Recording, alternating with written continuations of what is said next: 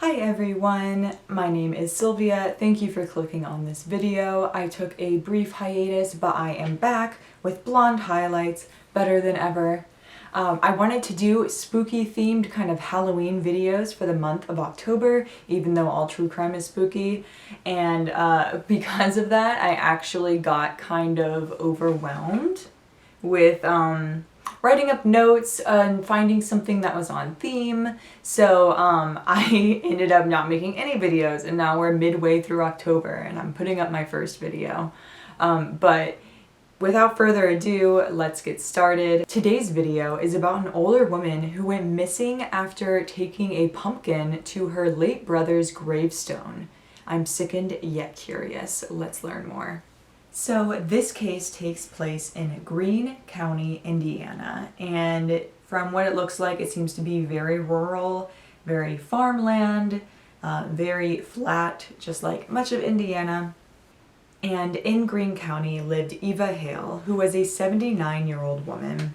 And unfortunately, she was no stranger to loss. She was 79, so, she had already lost both of her parents, and she had also lost two of her siblings during childhood, leaving just her and her brother, Clifford Hawk.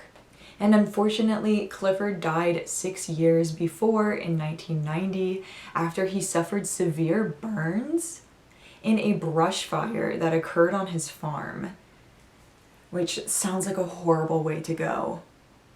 So Eva was 79, she had experienced a lot of loss already, and she made it a point to visit Marco Cemetery where her loved ones were buried on a regular basis so that she could pay her respects and to feel closer to them. She liked to visit and decorate the gravestones with flower baskets and other kinds of decorations for the season. She particularly visited on birthdays and holidays. And so it was October 15th, 1996, and Eva decided to place a seasonal marker at the tombstone of her brother, Cliff. She had bought a pumpkin, much like the one behind me, even though that's a candle, and she planned on placing it to commemorate his birthday and the upcoming holiday. Cliff's birthday was in 2 days on October 17th, so she often came by to place something at his tombstone. If it was like a holiday, she would place something that was kind of seasonal, like for Christmas. I'm sure she put like a little Christmas tree or poinsettias. And then for November, I'm guessing that she would put like one of those big horns that holds all the food, like a cornucopia or something. But this was Halloween, so she was placing a pumpkin. Usually Eva's son Guy would come with her to do this, but he was busy that day. And Eva was very familiar with this area of Marco Cemetery. She had been there many times and she felt safe there. It was also the middle of the day when she came by on October 15th, so there was no shortage of sunlight and it was very not creepy.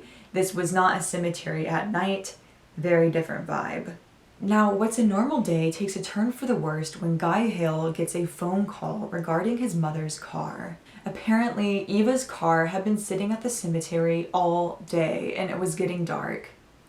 Someone who lived next door to the cemetery had noticed that it was sitting there throughout the day and he recognized it as Eva's car, so he then called Guy, and Guy immediately called the police because he was an hour away in the city of Terre Haute.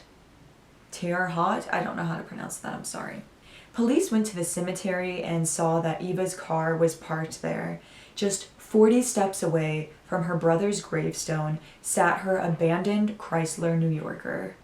The driver's side window had been rolled halfway down, and sources differ on whether the car was locked or unlocked. However, Eva's keys were found just a few feet away on the ground, so I feel like that part doesn't really matter as much.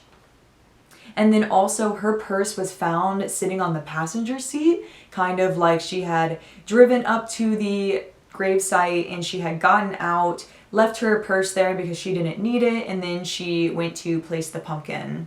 A few dollars were found inside of her purse, and her son insisted that Eva would carry around bank envelopes with her money in them, and there were no bank envelopes found in the purse, so it is not clear if she was robbed.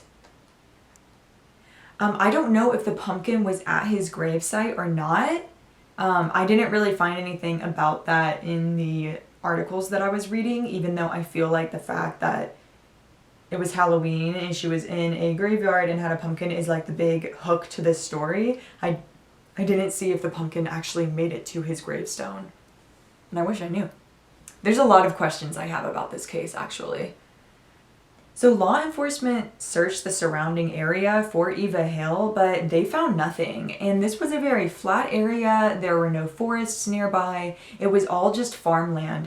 So they thought that they would be able to find her fairly quickly if she had just wandered off. They also searched the area with helicopters, and they didn't see anything from the sky either. This 79-year-old woman was gone.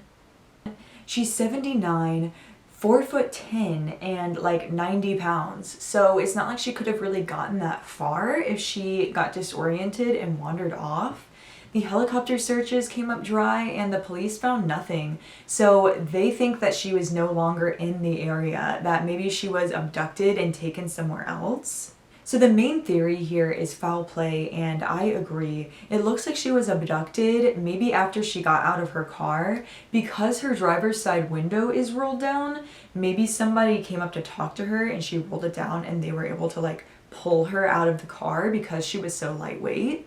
When I heard about a woman going missing in a cemetery, one of my first thoughts that came to mind was that maybe she stumbled upon something that she wasn't supposed to see. Cemeteries are normally very secluded.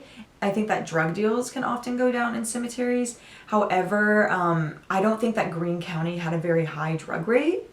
I think killers will sometimes visit the gravestones of the people that they killed, especially if they're feeling guilty or remorseful about it. And maybe she stumbled upon somebody doing that and they got really paranoid and decided to get rid of her.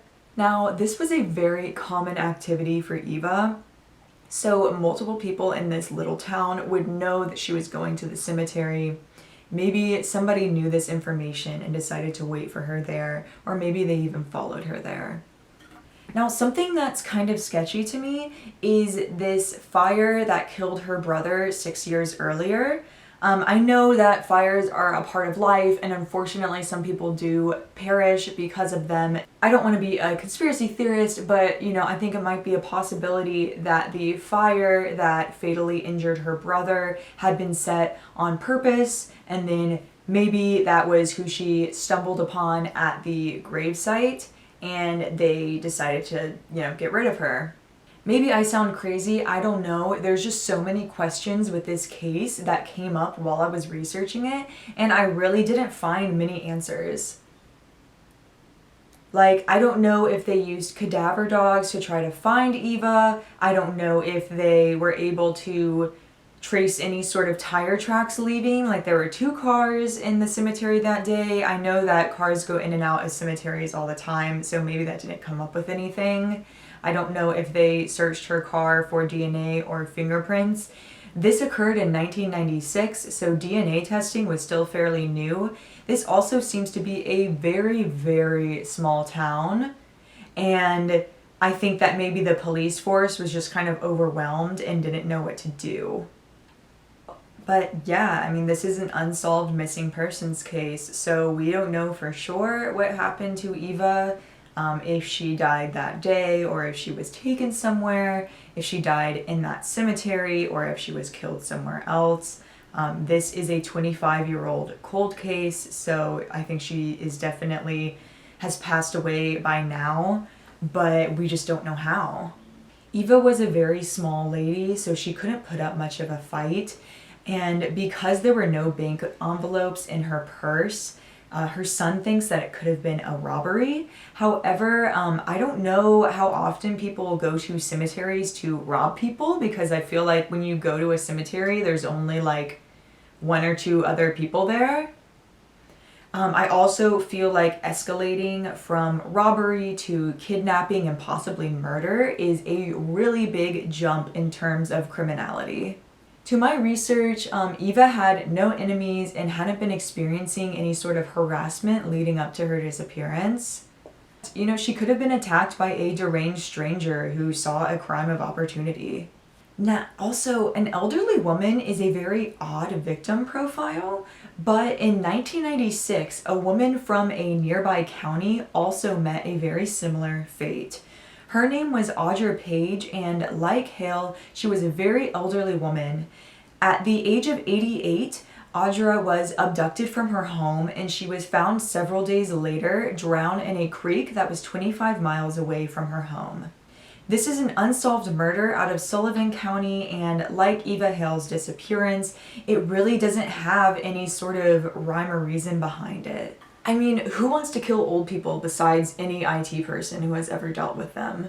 Okay, for real though. I don't know who would want to kill an old woman except maybe a serial killer who was like into old people, but that's really weird.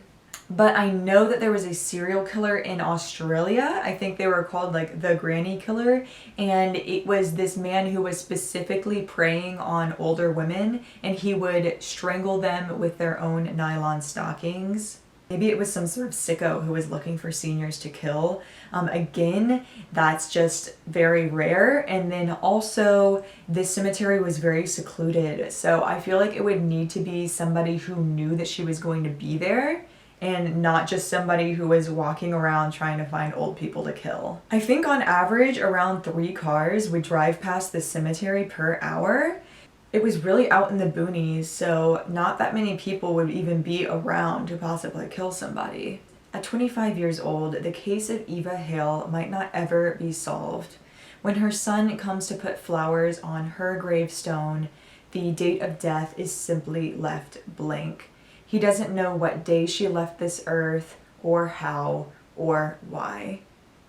Thank you for watching my video on the disappearance of Eva Hale. If you want to hear more true crime stories and more spooky stories, please click that subscribe button down below. Also, if you have any theories or additional information on the disappearance of Eva Hale, please comment that below. If you have a tip for the Greene County Police Department, I will also put their contact information in the description. So thank you so much for watching this video. Again, please like and subscribe to support me and let me know to keep going and that you like these videos.